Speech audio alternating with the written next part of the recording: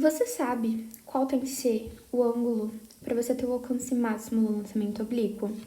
No caso, seria esse teto aqui. Primeiro de tudo, o lançamento oblíquo, você tem que pensar que aqui na vertical você está tendo um movimento retilíneo uniformemente variado, ou seja, para cá é MRV e para cá é MRU. Daqui que a gente tira as equações. Se você fica decorando que o alcance é não sei o que a altura é não sei o que, você fica decorando fórmula à toa, porque são as mesmas fórmulas da MRU e as mesmas da MRV. Então, primeiro, vamos montar esse triângulo aqui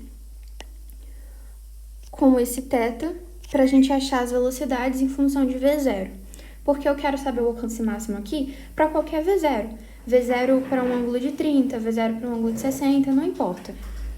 Aqui eu vou ter o V0x, aqui eu vou ter o V0y e aqui eu vou ter o V0. Disso a gente tira cosseno de θ, é V0x sobre V0. Daí que você tem que o V0x é V0 cosseno de θ. E, semelhantemente, você já tem que o V0y é V0 seno de θ. Nisso, vamos pegar quais são as distâncias do alcance, né, no caso, que seria a distância em x, assim, e qual que é a distância em y, que seria a altura. Aí você tem que lembrar, vamos fazer primeiro para y. Qual que é a fórmula da posição no MRUV? S é igual a S0 mais V0t mais AT ao quadrado sobre 2. O que você vai fazer? Vai botar aqui, no caso, a altura. S0 começa da posição 0, a gente determina que a posição começa da origem para ser mais fácil, né? Sua conta. Aí V0t. Qual que é o meu V0 em Y? Meu V0y? Eu já calculei aqui, né? V0 seno. Então, eu vou ter que é V0 seno de θ t mais, no caso não mais, porque a minha aceleração é a gravidade, que está para baixo. Se eu estou considerando que para cima é positivo, se a gravidade está para baixo, eu boto ela negativa aqui. Então, vai ficar gt ao quadrado sobre 2. Ok, agora vamos para x. X é mais fácil porque é MRU.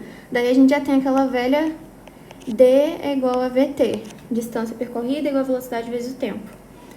Aí, no caso, o meu d aqui é o alcance, que é o que eu quero.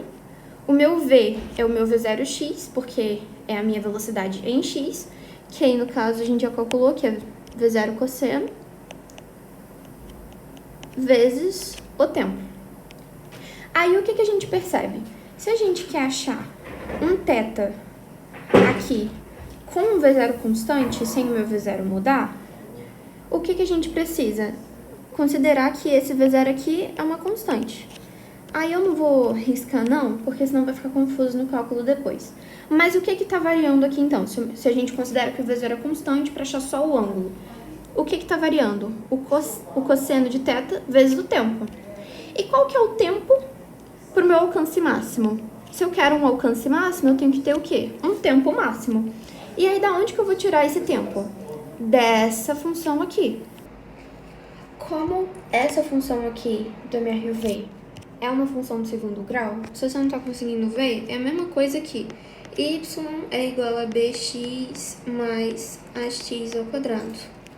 Só que tá invertido e nesse caso aqui não tem c.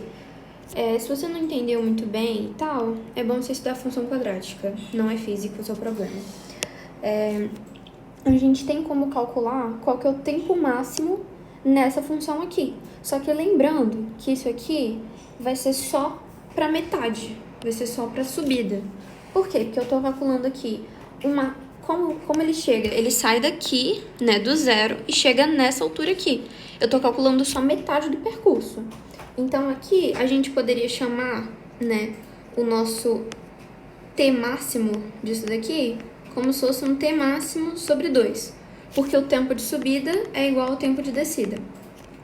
Daí tá, como que a gente vai achar esse bichinho aqui? Usando o x do vértice.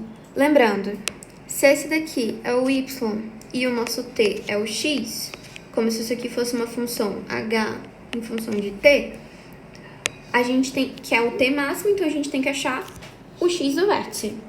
Daí, qual que é o x do vértice? É a mesma coisa aqui, ó. Vou até botar aqui do ladinho. X do vértice é menos b sobre 2a. Aí tá. Vamos achar aqui. O b é esse carinha aqui e o a é esse carinha aqui. Seria menos v0 seno de θ sobre, lembrando desse sinal de menos aqui, menos 2g sobre 2. Aí esse 2 corta com esse 2, então a gente vai ter que o nosso t máximo, subindo esse 2 pra cá, corta sinal de menos 2v0 seno de θ sobre g. Aí a gente vai pegar esse carinha aqui e jogar nessa equação aqui. Porque a gente quer o alcance máximo, calculei o t máximo, vou botar o t máximo aqui, que aí vai me dar o alcance máximo. Lembrando que o meu v0 aqui é constante. Daí tá, o meu alcance máximo vai ser v0 cosseno de θ vezes esse carinha aqui, 2v0 seno de θ sobre g. Juntando isso daqui tudo, o que a gente vai ter? Que o meu alcance máximo, ele vai se dar por v0 sobre g, no caso, v0 ao quadrado, né? v0 ao quadrado sobre g, vezes 2, vezes seno de θ, vezes cosseno de θ. Só que, o que a gente vê? Gravidade constante. Gravidade não muda. V0 eu também estava falando que é constante. Logo, isso aqui vai se dar por uma constante vezes o que? 2 seno de θ cosseno de θ. Só que, lá da trigonometria, o que a gente tem? Que isso daqui nada mais é do que o seno de 2θ. Então, se eu quero achar o alcance máximo, a única coisa que eu preciso é que essa parte aqui seja máxima, porque essa parte aqui é uma constante. Então, a gente tem que ter um seno de 2θ máximo. Só que qual que é o valor máximo do seno? 1. E qual que é o ângulo que eu tenho seno igual a 1? É o ângulo de 90. Então, eu tenho que o meu 2θ é igual a 90.